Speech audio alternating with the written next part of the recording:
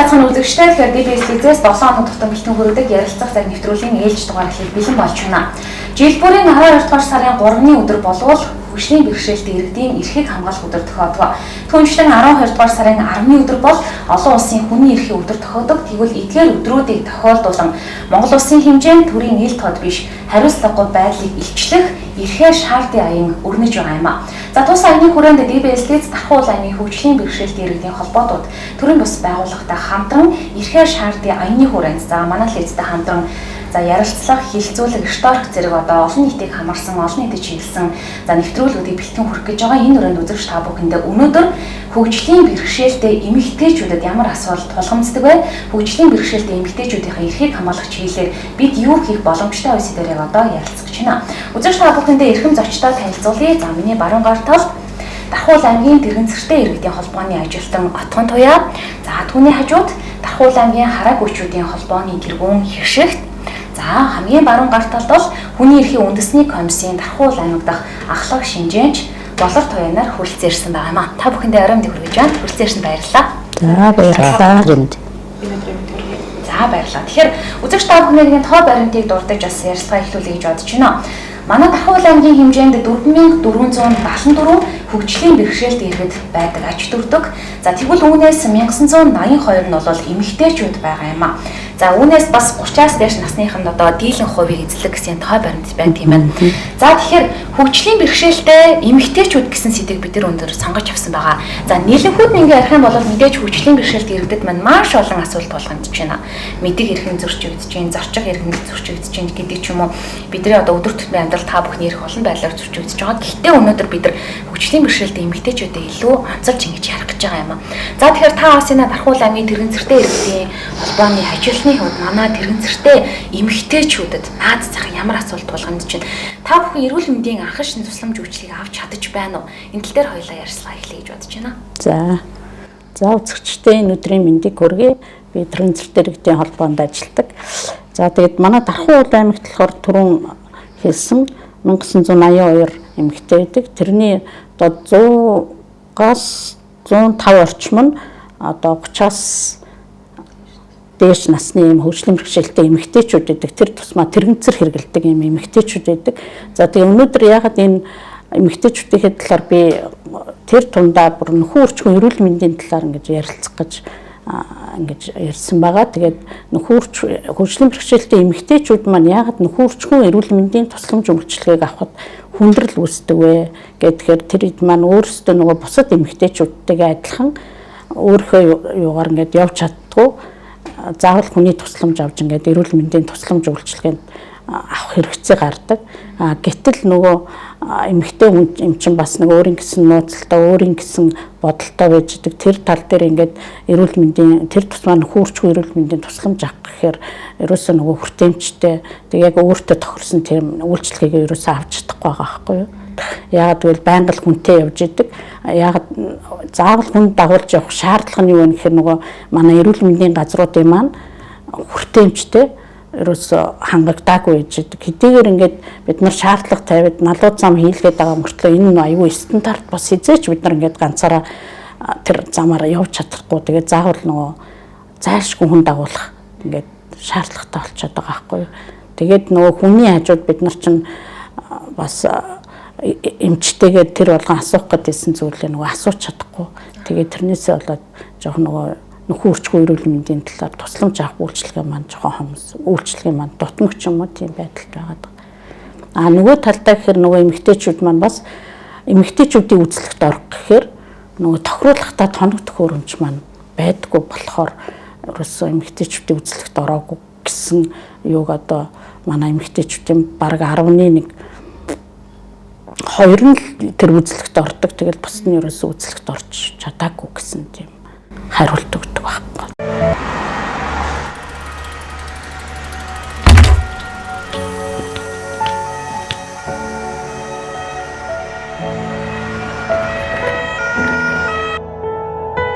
Энэ муу амьтан ингэж ганцаараа явж чаддаг юм бах та. Хүүхдээ тэнцэж дийлдэг байгаа. Яаж яваад жирэмсэн болцдог байна. Өөрийгөө яа гэж өсч жирэмсэн байх та яах вэ?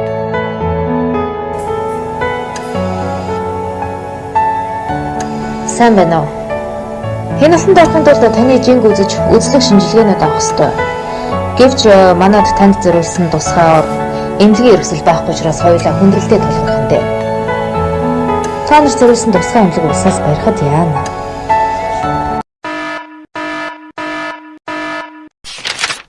Манай улсад 103 мянган орчим хөгжлийн бэрхшээлтэй иргэн байгаагийн 45 орчим хувь нь эмэгтэйчүүд. Тэд алхам тутамдаа нөхөн өрчхийн эрүүл мэндийн асуудал ялгуурлан гадуурхалтад өртөж байна. Хүн бүр хөгжлийн бэрхшээлтэй эсхээс үл хамааран хууль, шүүхийн өмнө эрх тэгш байж, үндсэн эрх чөлөөгөө эдлэн нийгмийн баялгаас адил хүртэх хэрэгтэй. Хүнийг ялгуурлан гадуурхахыг хориглоно. Хөгжлийн бэрхшээлтэй хүний эрхийн тухай хуулиас. Анхан шатны бид нар одоо эмэгтэйчүүдийн нэг үзлэгтэй ч орж чадахгүй байна гэдэг чинь үүнээс цаашаад ямар өвчлөл үүсэх магадaltaй вэ? Ямар одоо өвчлөлт амжирах эрсдэлтэй вэ гэдэг нь бол үүнээс харагдаж байгаа юм л та. Тэгэхээр маш харамсалтай. Тэгэхээр нөгөө олон үйлдэлт үзлэгийн ор гэж зүйл байх хэрэгтэй байдаг юм байна. Тэр нь болохоор манай Тархуу аймгийн эрүүл мэндийн салбарт байдаггүй юу? Та энэ тал дээр бас мэдж байгаа зүйлээ бол хэлээд өгвөл те. Тийм. За би бол нөгөө яг 2017 оноос хойш нөхөрчгүй эрүүл мэндийн хүртээмжийг сайжруулах нь гэдэг энэ төсөл дээр олон улсын байгууллагатай хамтарч ажиллаад байгаа.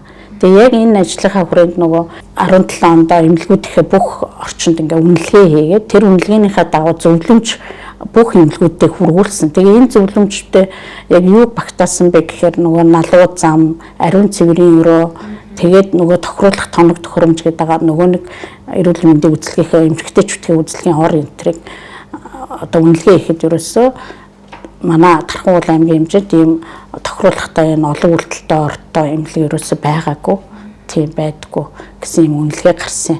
Тэгээ яг энэнийхээ хүрээнд тэгээд нөгөө аймгийнхаа удирдлагуудад эрүүл мэндийн газрын албан тушаалтнуудад бид нар бол баггүй бас 1-2 удаагийн санал бол оруулж ирсэн. Тэгээ одоогоор бас дэмжигдэж ингээд шийдэгдсэн асуудал байхгүй байгаа байхгүй. Тархуу аймагт ядаж энэ 100 гаруй мянган хүн амтай энэ том аймагт хөгжлийн бэрхшээлтэй зориулсан олон үйлдэл тохируулахтай ор байдаггүй юм байна шүү дээ. Тэгэхээр аль хэдэн жилийн өмнөөс энэ төслийг хэрэгжүүлэл ингээд шаардаад яваад байдаг. Одоо хүртэл үр дүнгөө гэдэг маань энэ холбогдох дээд дунд анхан шатны байгууллагууд нэгжүүд тавхан анхаарал аваад нэг ядаж ганц ширхэгтэй олон үйлдэл ор авчаад ягаад болтгүй юм бэ гэдэг зүйлийг бол тий аймгийн хэмжээнд нэг л байхад тэгэл магадгүй жилийн хугацаанд бид нар ч аймгийнхаа орон нутгийн эмч нартайгаа ярьж хагаад нэг компанид ажил зохиогоол нэг жилд нэг юм уу 2 удаа нэг товлсон өдөр байгаад эмэгтэйчүүдээ нэгдсэн журмаар хамруулчих тийм боломж өгөн байгаад байгаа байхгүй яг тийм ортой нөхцөл тэгээ ийм ор төр нөгөө тохируулах төхөөрөмжнүүд нь байхгүй байхад чинь бид нар хичнээн тийм үйл ажиллагаа зохион байгуулад ч нэмэргүүлчихэж байгаа байхгүй тий ор байтугай нөгөө бид нар одоо өвчлөмж одоо тэрэгцэртэй би чинь тэрэгцэртэй болоод одоо 20 гаруй жил болж байна. Эмнэлэгт очиод үзүүлэхэд нэг ч удаа ингээд жингээ хиллүүлж үзээгүй. Яагаад гэвэл нөгөө дандаа босоо жингүүд байгаад идэг. Жирэмсэн болчоод очлоо гэхэд би тэр жин дээр одоо жингээ хиллүүлэх ёстой. Тэр эмэгтэйчүүдийн үзлэгт орохын тулд бид тэр орон дээр гарах ёстой. Тэгэхэд ерөөсөө энэ бүх юмуд байхгүй байгаа хгүй. Тэгээ бид нар зүгээр гүшээтгэн дээр л ямар нэгэн тэр үйлчлэгийг л авч идэг. Тэгээ жингээ бол ерөөсөө жирэмсэн болчихлоо гэхэд жингээ үзүүлж чадахгүй саргаал төрж байгаа юм асуудал бас байгаад байгаа байхгүй. Тэгэхээр тэгэл жиннээс ихсэлэл нөгөө тэрэгцэртэй хүмүүс ч пост зогсож чадахгүй заавал сууж жин үзүүлэх ёстой. Тэгээ тэр нь байхгүй. Тэгээ энэ ажлынхаа хүрээнд би ч аймгийнхаа нэгдсэн эмнэлэгт нөгөө нэг юм жинг бас нөгөө олон улсын байгууллага маань хандвлаа тэгээд ингээд өгчээсэн бас юу байгаа. Тэгээ яг хөө жин нь одоо ингээд шийдэгдсэн юм чинь нэг аймаг маань нэг тэр орыг нэг шийдээд өгчвөл бас болох гээд байгаа байхгүй. Бас ч болохгүй зүйл байхгүй биш байгаа. Тэгээ баг баг ингээд асуудлаа шийдэх явах юм бол хэдүүлээ үр дүн төрөн тийм ээ. За тэгэхээр манай өнөөдрийн ярилцлагад бол Тархуу аймгийн хараагүй хүчтэй холбооны тэргүүн ишигт хийж байна оролцож байна. Тэгэхээр өнөөдөр хараагүй хүчүүдийн дунд маш олон асуудал байна. Зөв наад захын стандартыг бид нар яриад одоо бүрстэ энэ нэвтрүүлгийн цаг хүрэлцэхгүй байх л та. Гэтэ одоо юу гэдэг наад захын эрүүл мэндийн анхан шатны тусламж үйлчилгээ авахд манай хараагүй иргэд хараагүй эмэгтэйчүүдэд маань ямар асуудал тулгамдж байгаа таас үзэгчд маань тийм ээ холбогдох хүмүүснийг илэрхийлээд яриач та. За сайн байна уу? Энэ өдрийн мэндийг хүргье та бүхэнд. Хараагүй хүн гэдэг нь бол угаасаа хөгжлийн бэрхшээлтэй хүмүүс нь заавал тусгай хэрэгцээ шаардж байдаг. Нэмэлтээр заавал юм шаардж байдаг учраас энгийн хүмүүстэй энэ тэмцээн амьдрахын тулд нэмэлт юмнуудыг байнга шаардна. Тэгээд тэр зүйлс нь бол зарим нэг газрууд дээр одоо ер нь ихэнх байгууллагууд дээр ерөөсөө тиймэрхүү үйл ажиллагаа байдгүй. Тэгээд нэгдсэн эмнэлгийн нэг саашилтад тал нь бол яг харааны бэрхшээлтэй хүмүүс зориулсан хөтөч гаргасан байлаа. Тэгээд тэр хүн маань байнгын тийм зав чөлөөтэй байхгүй, олон хүнд үйлчлдэг учраас нэг удаа үйлчлэхэд нөгөө удаадаа бас байхгүй байх ч үе байна. Тэгээ нэгдүгээрт нь миний тулгамдж байгаа өнөөдрийн яг тулгамдж байгаа асуудал гэх юм бол хараагүй хүн юмыг сонсож юм уу мэдэрч орчинтойгоо танилцдаг байгаа. Тэгээ эмнэлгийн үйл ажиллагаа авахд эмнэлгийн үүдний өрөөг одоо доороос захимаар цаг авахд бол та тэдний номерт үзүүлнэ үү гэж хэлээ явуулдаг. Хаалган дээр нь очиход хаалганы тоотод бүгд дээр үлгөөстэй байдаг. Тэгээ тэрийг бас харах боломжгүй. Тэрийг өнөөдрийн юунд бол одоо эмнэлэг томоохон хэдэн байгууллагууд товгор хийгээр байгууллагынхаа хаалганы номеруудыг үүдэн дээр тавьчвал биднэрт их тус нэмэр болох юм аа. Хараагүй хүн нь бол сонсголоороо буюу хуруугаараа мэдэрч үйлчлэгээ ихэнх үйлчлэгэнд нэвтэрдэг байгаа. Харахгүй учраас. Тийм учраас байгууллагууд маань тэр их өндөр өртөг шаардахгүй байх гэж бодож байна. Нэг байгууллагт нэг 40-50 хаалган дээр л тавигдах байх гэж бодож байна. Тэгээд тийм тавгараар хаалганыхаа номерыг хийж өгөх боломж байдаг юм болоо. Хараагүй хүн угаасаа гэрээс гараа явахдаа л хөтчтэй 70%-аас дээш хөдөлмөрийн чадраа алдсан хүмүүс нь зам тээвэр бүхэл юмар зорчход бол асуудалтай. Тийм учраас дархан бас хөтөч гэдэг юм ерөөсөө байдгүй. Томоохон байгууллагууд дээр ерөөсөө хөтчөд байдгүй. Тэгээ хараагүй хүн зам талбайг аюулгүй байдлаа хангаж чадахгүй ч гэсэн зорчод яваад очиход ороод альч газрыг мэдэхгүй аль газраасаа үйлчлэгээ авахаа мэдэхгүй төрөлдөж байгаа буцааг гараа явдаг. Энэ тал дээр томоохон байгууллагууд анхаарч тэр ялангуяа эмнэлгийн байгууллага илүүтэй анхаарч тэр хүн ямар үйлчлэгээ авах гэж байгааг сонсож тэр нь жоохон хүндэтгэлтэй ханддаг бол би нэг удаа нэг эмнэлэг ороод хүнээс асуусан юм аа. Тэдний номерыг өөрөө хаана нэг. Чи одоо аашин байсан охор юм аашин дээ. Дээдли номер араа явуучих. Нан чи бичиж байгаа зү тэг намайг загинчаад гсэн. Би тэр үед би одоо өөрийгөө би сохор штэ гэж хэлэх хэцүү байх хэцүү. Тэг би дуураагүй л дээ. Тэгээ цаашаа дахиад өөр хүнээс асууя. Надад одоо боломж байгаа юм чи ингээд би цааш чимээгүй явж исэн. Ерөнхийдөө бид нар ч одоо хөгжлөмшөлтэй хүмүүс чинь бүгд л ингээл ямар нэгэн асуудал байнга тулгарна. Маш харамсалтай нэг уг нь бол хаалган дээрийн товгор хээ гэдэг зүйлээ тавиад өгчвөл та нар маань гараараа хүртээд нөгөө эдэн амир гэдэг мэдчих боломжтой тийм шүү дээ. Уг нь бол сэтгэл байвал эдгээр зүйлийг хэрэгжүүлэхэд бол нэх их хөрөнгө мөнгө шаарддаг зүйл биш юм шиг харагдаж байна. За тэгэхээр өнөөдрийн манай ярилцлагт маань хүний эрхийн үндэсний комиссийн Тархуу аймагт хахлах шинжээч болор туяа оролцож байгаа юм аа. За тэгэхээр бид нар бол дөнгөж сая сонслоо энэ хоёр одоо эмэгтэйгийн өдөр болгон тулгамддаг асуулыг сонсож байна. Өнөөдөр гадны одоо өндөр хөгжилтэй улс орнуудын хөгжлийн бэрхшээлтэй иргэдийнхээ эрхийг дээдэлдэг тэр бүх стандарт зүйлсүүдийг дурдаад ямар шаардлага байхгүй. Өнөөдөр манай Монгол улс тэр одоо өндөр хөгжилтэй орнуудын стандартыг бүр тэнгэр газар шиг ялгаатай байгаад байна шүү дээ. Ингээ харагдаж байна. Тэгэхээр ингээд манай Монгол улсад хөгжлийн бэрхшээлтэй иргэд эрхийг хамгаалдаг хууль журам тогтоолн хэрэгжиж байна. Гэтэл цагаан дээр бичсэн одоо тэр хараар бичсэн зүйл нь өндөр ерөөс амьдралыг хэрэгжихгүй байгаа харагдаж байна. Та яг энэ хүний эрхийн зөрчил талаас нэг иргэд маань мэдээлэл өгвөл юу гэж хэлэх вэ тийм ээ? Яг одоо өнөөдөр одоо яг хөгжлийн бэрхшээлтэй хүмүүсийн эрхийн тухай конвенц гэж байгаа. За нэгдсэн үндэсний байгууллагын ерөнхий ассамблеагаас 2006 онд хөгжлийн бэрхшээлтэй хүмүүсийн эрхийн тухай конвенцийг батлан гаргасан байгаа. За Монгол улсын ч гэсэн нэгдсэн үндэсний байгууллагын гишүүн улс орныхоо хувьд энэ конвенцийг заавалжгүй биелүүлэх үүрэгтэй. Хоёрдугаар гэх юм бол яг одоо энэ конвенцэд Монгол улс 2008 онд энэ конвенцийг хөгжлийн бэрхшээлтэй хүмүүсийн эрхийн тухай конвенцийг сойрхон батлах тухай хуулийг баталж 2009 онд бол энэ конвенцийг одоо даган мөрдөж эхэлсэн байгаа. За энэ конвенц дээр юу гэж зарсан байдаг вэ гэхлээр ерөөсөө нэгдсэн үндэсний байгууллагын гишүүн улс орн бүр одоо энэ хөгжлийн бэрхшээлтэй хүмүүсийн энэ хөгжлийн бэрхшээлд одоо юусаа асуудлыг ерөөсөө тунхаглаа заачсан байгаа. Өөрөөр хэлэх юм бол энгийнээр тайлбарлахад хөгжлийн бэрхшээл гэдэг маань тухайн одоо хөгжлийн бэрхшээлтэй хүний бие эрхтэн согог дээр нэмэхэд нийгмийн хандлага буюу орчны хязгаарлалт энэ гурав нийлжээж л ерөөсөө хөгжлийн бэрхшээл гэдэг асуудлыг ойлгож болно. Өөрөөр хэлэх юм бол бид нар хөгжлийн бэрхшээлтэй хүн гэхлээр л одоо ямар нэгэн бие эрхтний онцлогтой байна гэж үзээд байна шүү дээ хөгжлийн бэрхшээлтэй хүн гэдэг нь. Гэвч одоо энэ хөгжлийн бэрхшээлтэй хүний эрхийн тухай конвенцэд болохоор хөгжлийн бэрхшээлтэй энэ бие эрхний согог дээр нэмэх нь нийгмийн хандлага хоёрт нь бол орчны хязгаарлалт энэ гурав нийлжээж хөгжлийн бэрхшээлийг бий болгоод байгаа л гэсэн гол үзэл санаа байгаа даа. За 2000 тэгвэл Монгол улс бол 2016 онд хөгжлийн бэрхшээлтэй хүний эрхийн тухай хууль баталгачсан байгаа. Одоо ингээд даган мөрдөгдөж байгаа. Энэ хуулиараа ч гэсэн саяны яг энэ конвенцэд тусгасан заалтыг бид нар хөгжлийн бэрхшээлтэй хүний эрхийн тухай хуулинд бол заагаад өгч гсэн байгаа. Нэгдүгээрт нь бид нар тэгвэл иргэдийн өмнө яг ямар эрхийг хүлээдэг вэ? Ямар үүргийг хүлээдэг вэ гэхээр ердөө 3 зүйлийг бид нар иргэдийн өмнө 3 үүргийг хүлээдэг. Нэгдүгээрт нь хүний эрхийг хүндэтгэх нь, хоёрдугаарт нь хүний эрхийг хангана, гуравдугаарт нь хүний эрхийг хөхүүлэн дэмжих гэсэн ийм 3 үүрэгтэй.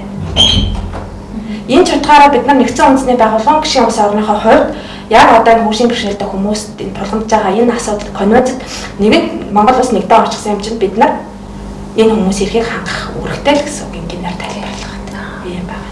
Тэгэхээр гэвч амьдрал дээр ерөөсө хэрэгжилт ерөөсө маш хангалтгүй байдаг шүү дээ. За нөгөө нэг налуу замаа тавья гэж дур мэдээлэл тавьчихдаг. Ямар ч одоо стандарт бусаар граци нь маш одоо өндөр тавьчихдаг. Одоо та нар маань ингээд яваад байгвал аюу хэцүү ингээд зорчууд аюу төвөгтэй. Тэрээ зөвөр нэг оромтсон маягаар ингээд нэг мэргэжлийн албаны нүдийг хуурчи, газрын харилцаа барилга байгуулалтын газрын нүдийг хуурчиг хийдэг байхгүй. Яг тэр тал дээр таваас нэлрүүлээ ярьчвал зүгээр ээ те. Хийдэг нэр зүгүүд байгаа боловч стандарт нь ямар байх хэрэгтэй гэдэг чинь грац те. Урт хэд зүйл байдаг шүү дээ. Тэрэн дээр бас та тоцтоод нэг яриад хэлчихвэл зүгээр олоо гэж бодож байна. Ер нь бол аливаа барилга байгууламжч яг өөрийн гэсэн стандартын тэр зүйлүүд байт юм билээ тусгагдсан бүр барилга байгууламжийнхаа хууль дээр тэгээ нөгөө тэр барилга байгууламжийг нахад одоо шат хүртэл хүний гişгүй шатны эдэр гişгүүр хүртэл тийм стандарттай байгаа байхгүй юу. Тийм. Тэгэхэд тэгээд нөгөө зарим байгууллагууд маань налуу замыг яах вэ нөгөө хөгжлийн бэрхшээлтэй иргэд зорчин л гэж бодож хийдэг юм шиг байгаа. Тэгвэл бол эн чинь бас дан нөгөө хөгжлийн бэрхшээлтэй иргэд бас зорчихгүй бүгдөө те одоо нойлоос дэшээ насны одоо өндөр настангууд хүртэл ингээд тэр замаар бол тэрэгтэй тэрэгцрээд тэр хүүхдээ тэрэгэн дээр суулгаж байгаа ээж аавд хүртэл тэр замаар уг нь зорчих боломжтой байгаа байхгүй юу. Тэгээ хүнд нөгөө чумдаамд том чумдаамд юм хийгээ явж байгаа тэр ачаа тээвэртэй хүмүүс хүртэл тэрийг зорчих боломжтой. Уг нь бол тэгэхэд тэр налуу замыг юу гэж хараад байдгүй гэхээр олон нийт маань зөвхөн л нөгөө хөгжлийн бэрхшээлтэй тэр тусмаа тэрэгцэртэй иргэн л хэрэглэх ёстой зүйл гэж хараад идэв юм шиг. Уг нь бол тийм шахгүй яг л бүхэн л хэрэглэх боломжтой. Бүхэн л тэрээр дээшээ доошоо явах боломжтой юм налуу зам байх хэрэгтэй байхгүй. Тэгээд тэрийг одоо ингээд сүүлийн үед яг бид нар ингээд шаардлага тавиулаад тэр налуу зам маань хийгдээд байгаа боловч стандарт бус байгаа нь бид нар байтугай нөгөө энгийн бусад иргэд маань хүртэл ачаагаа юу яхад гарч чадахгүй тийм хүндрэлтэй болчиход байгаа байхгүй. Тэгэл би стандартаар хийгээд өгөөч гэл ингээл бид нар чинь шаардал юм л да. Одоо нэг үе одоо бас бид нар ч бас үгээ хэлэхтэй эрхтэй болцсон ингээл тэгээ шаардаад байгаа боловч гэл ерөөсөө тэгээд яагаад ингээд стандартын дагуу хийж чадахгүй байгаа юм бэ гэхээр зарим байгууллагууд нь яг магадгүй 60-д онд байгуулагдсан тийм хуучны байгууллагууд нь ямар ч засвар хийх бас жоохон боломжгүй байгаа. Сүүлийн үед баригдж байгаа байгууллагууд заавал энийг дахиж хийх бусдын анх баригдахдаа л энэ зүйлүүдийг тусгаад хийгээд өгчвөл ийм асуудал ер нь байхгүй болчиход байгаа. За тэгэхээр одоо сүүлийн үеийн төрийн байгууллагууд цахим үйлчлэгээ гэж зүйлийг их одоо анхан дунд одоо дээд чатанд хэрэгжүүлдэг болж тэ цахим үйлчлэгээгээд мэдээж зэрэг цахим үйлчлэгийг бид нар авахын тулд наацхан дата гэдэг зүйлийг бид нар авсан байх хэрэгтэй байдаг штэ.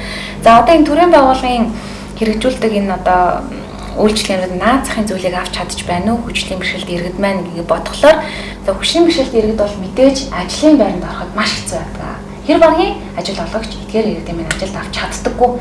Тэрийг биелүүлдэг. Уг нь бол нийт одоо ажиллах хэвээр хүний хэдэн хувьд нь хөгжлийн бэрхшээлт иргэдэг авах хэрэгтэй байдаг гэдэг юм тоо баримт хүртэл байдаг ш хуулинд заажсан. Гэтэл энэ хэрэгждэггүй улмаас яг нь одоо хөгжлийн бэрхшээлт иргэд маань төрөөс авж байгаа нөгөө тэтгэмжийнхаа хүрээнд л одоо амьдралаа залуулах юм үүнээс өөр одоо арга байдаггүй. Гэтэл нөгөө наад захын төрөлхийг авахаар дата хэрэглэх, дата авах гэдэг ингээд олон зүйлийг шаарддаг шүү дээ. Одоо би их шиг тэгчээс асуумаар байна л да.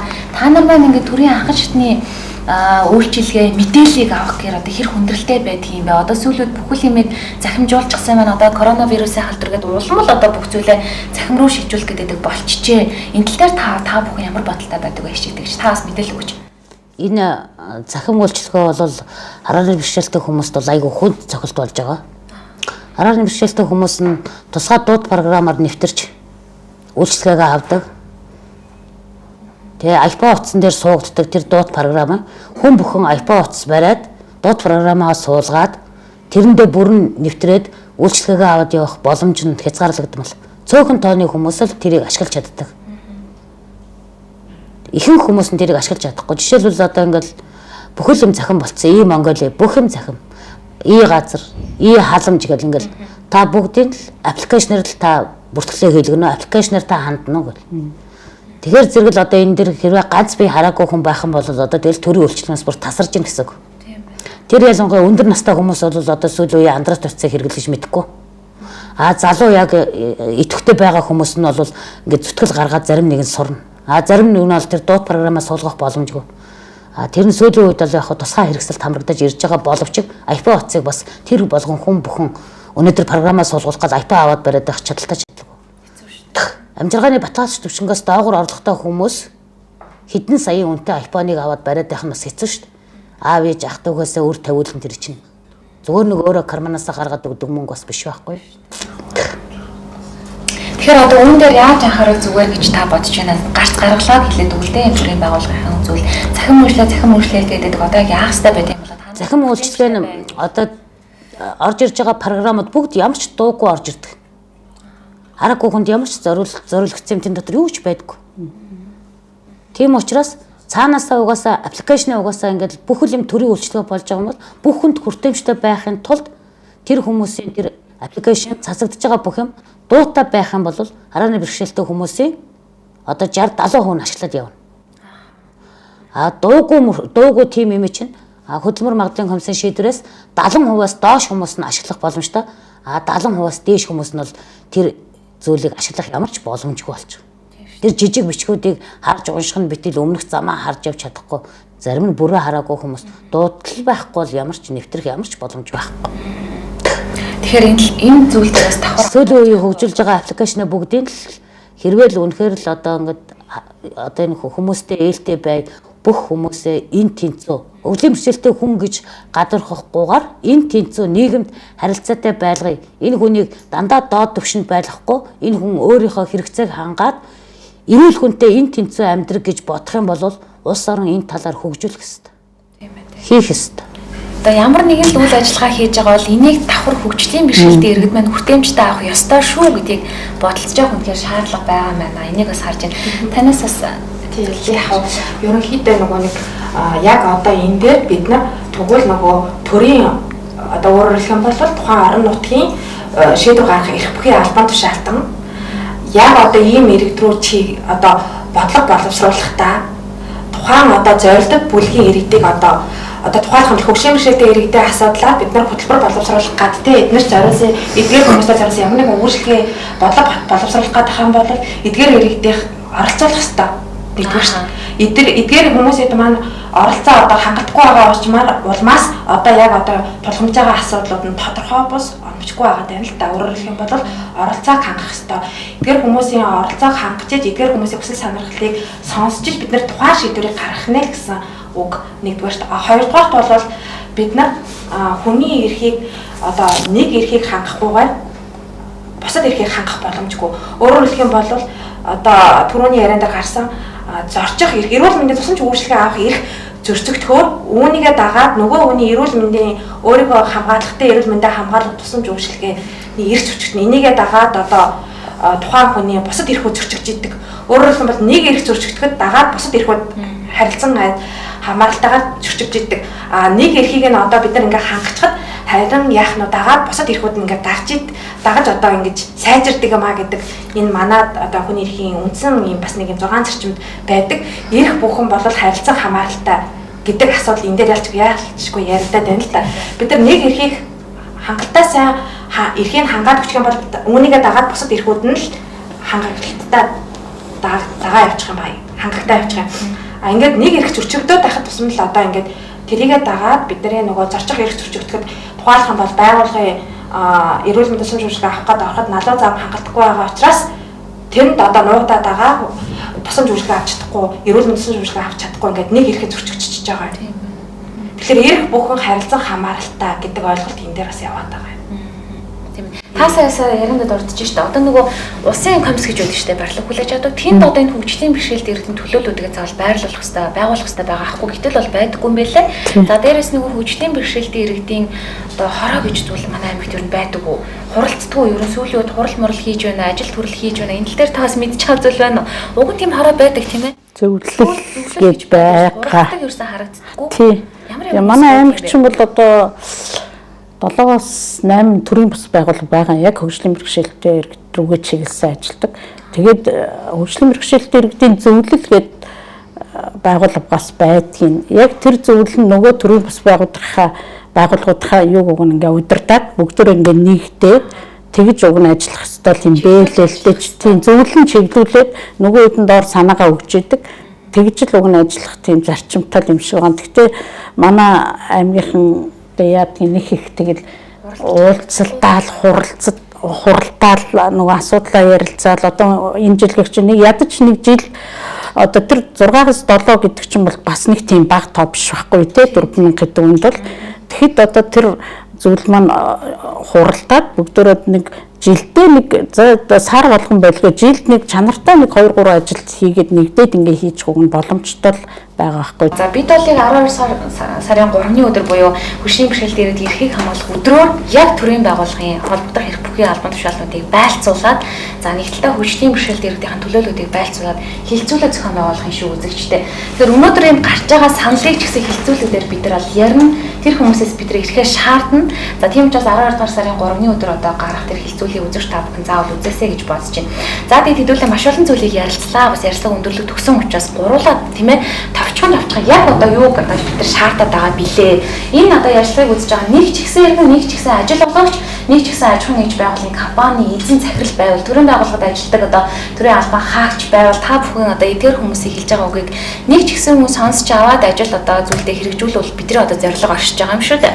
Тэгэхээр одоо эцсийн одоо сүүлийн асуултыг асуухад та хамгийн гол нь юуг шаардж чинь тэрийг та хэлээд өгөөч. Та хоёр маань ч ихсэн ялгаагүй хэлээд өгөөч те. Тэгээд хэдүүл ярилцлага өндөрлөе гэж бодож байна. За тэгээд өнөөдөр яг бид 12 сарын 3-ыг хөгжлийн бэрхшээлтэй иргэдийн эрхийг хамгаалах өдөр гэд бүр олон улсынхаар юугаар тэмдэглэж өнгөрүүлдэг.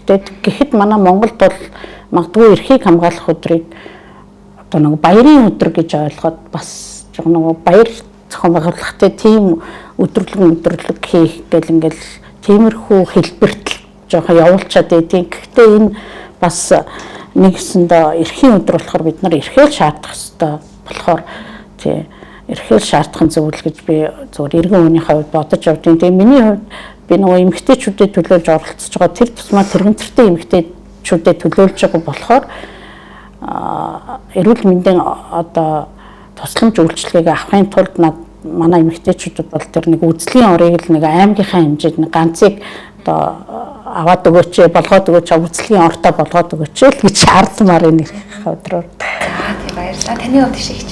За миний хувьд болохоор зэрэг одоо бидний хамгийн их түгээмэл ойрхон хөгжлөлт газар маань эмнэлэг байдаг учраас эмнэлгийг хаалган дээр нь одоо тавгар хийтэй номертой болгож өгөөч л гэж хүсмээр байна. За баярлалаа. За шинжээч. За миний хувьд бол яг бид нар нэгэн одоо хөгжлийн бэрхшээлтэй хүмүүс ирэхийн тухай ярьж байгаа юм чинь энд бид нар ялчгүй нөгөө хөгжлийн бэрхшээлтэй хүүхэд бол яригдана. Манай аймгийн хэмжээнд одоо яг албан бус тоогоор 400 гаруй хөгжлийн бэрхшээлтэй хүүхдүүд байдаг гэсэн тоо байгаа. Тэгээд энд ч гэсэн нөгөө хөгжлийн бэрхшээлтэй өсвөр насны хүүхдүүд октод ялангуяа байгаа. Эдгээр ч гэсэн түрүү отгогч яриад дурддаг.